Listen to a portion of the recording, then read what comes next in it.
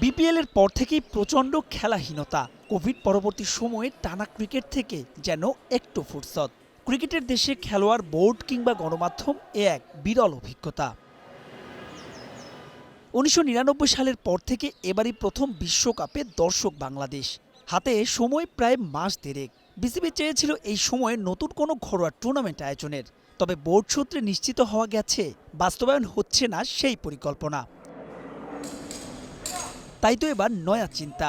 ক্রিকেটারদের ফিট রাখতে আগামী রোববার অর্থাৎ ১ ফেব্রুয়ারি থেকে শুরু হচ্ছে বিশেষ ফিটনেস ক্যাম্প, যা হবে দেশি কোচ ও ট্রেইনারদের অধীনে। চলবে ৯ তারিখ পর্যন্ত। যে ক্যাম্পের জন্য ইতোমধ্যে ৩ ফরম্যাটের ক্রিকেটারদের তালিকা প্রস্তুত করেছে বিসিবির নির্বাচক প্যানেল। জানা গেছে যে সংখ্যাটা ৩০ ঊর্ধ্ব।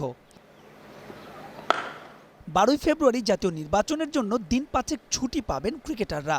তবে তারপরে আর কোনো ক্যাম্প নয়, শুরু হবে ব্যাট বলের লড়াই। যেহেতু মার্চে পাকিস্তানের বিপক্ষে রঙিন পোশাকে সিরিজ, তাই তো বাংলাদেশ ক্রিকেট লিগ বিসিএল এর শুরুটা ওয়ানডে ফরম্যাটে করতে চায় বিসিবি। সম্ভাব্য তারিখ ১৭ কিংবা ১৮ ফেব্রুয়ারি। এবারের বিএসএল এর ফরম্যাটেও ভিন্নতা আনতে চায় বিসিবি। দল থাকবে ৪টাই, তবে জাতীয় দলের ক্রিকেটারদের নিয়ে হবে ৩টা দল। বাকি একটা স্লট পূর্ণ করা হবে এইচপির ক্রিকেটারদের নিয়ে। ২ সপ্তাহের এই টুর্নামেন্ট শেষ করার পরিকল্পনা ৩ মার্চ, যেখানে ভেন্যু হিসেবে রাজশাহী আর বগুড়া পরিকল্পনা থাকলেও ফাইনাল হোম অফ ক্রিকেট মিরপুরেই করতে চায় বাংলাদেশ ক্রিকেট বোর্ড। মাহবুব রিমন, স্টার নিউজ, ঢাকা।